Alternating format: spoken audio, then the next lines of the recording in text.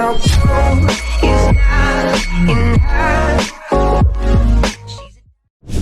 Bom dia, queridos irmãos e amigos. É um prazer estar com vocês nesta manhã para juntos meditarmos um pouco na palavra de Deus e ganharmos fortalecimento para a nossa fé. Nosso propósito e oração nesse tempo é que esse pequeno momento esteja despertando em você o interesse de conhecer mais a Deus, de conhecê-lo através da sua própria palavra, para que nenhuma interferência humana possa realmente mudar o teu jeito de pensar e, quem sabe, te influenciar para coisas enganosas e mentirosas. E justamente nessa semana, ou já na semana passada, temos visto realmente o que é o homem, quem é o homem, a sua natureza, o que aconteceu desde o princípio. E isso é muito importante para nós nestes dias. Sabe por quê? Nós ainda continuamos sendo filhos de Adão. Somos influenciados, sim, pelas coisas que estão ao nosso redor, não é verdade? Tudo que está acontecendo nesse tempo, em tudo que nós temos visto na política, na economia, na ciência, em todas as áreas, tem influenciado as nossas vidas.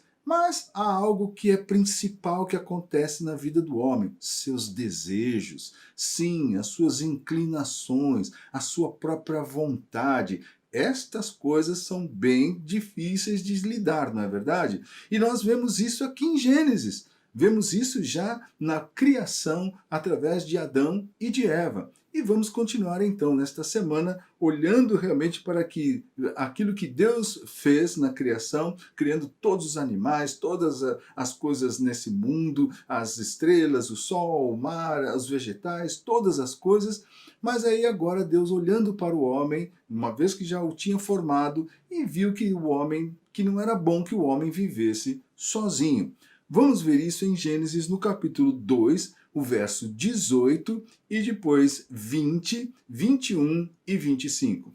Vamos lá, está escrito: Disse mais o Senhor Deus, não é bom que o homem esteja só. Far-lhe-ei uma auxiliadora que lhe seja compatível, idônea.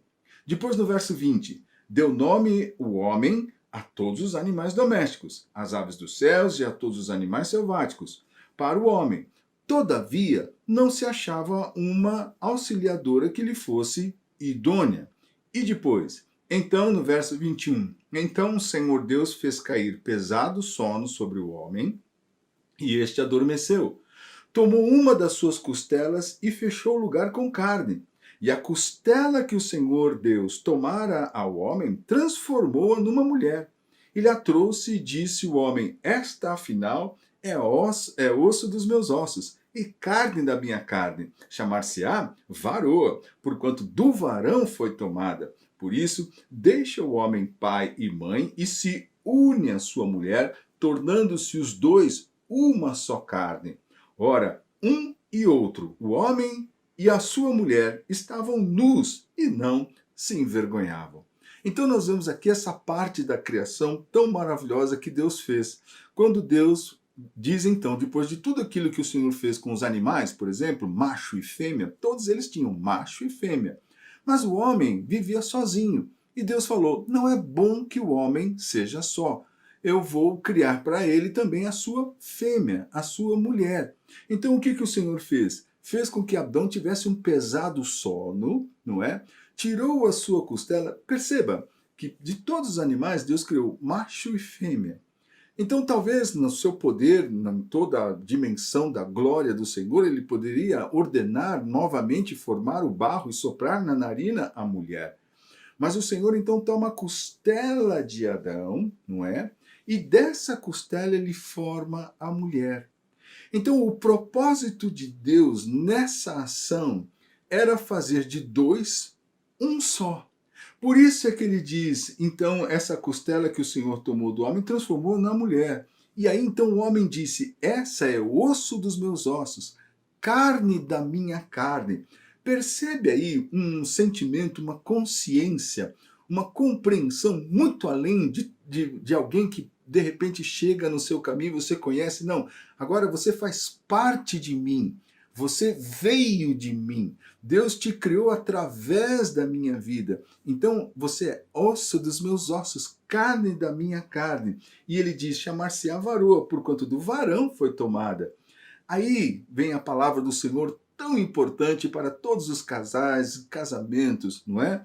Por isso deixa o homem, pai e mãe, e se une à sua mulher. Percebe aí qual é o significado que o Senhor está colocando? Não é abandono ou desprezo pelos pais de forma alguma, mas é a questão de que quando um homem e uma mulher se unem em matrimônio, o propósito de Deus é que eles então se unam como se fosse uma só carne. Sim, porque ela saiu da costela, porque ela é a varoa, porque o osso dos meus ossos, carne da minha carne. Esse é o propósito de Deus. Então, tornando-se os dois uma só carne.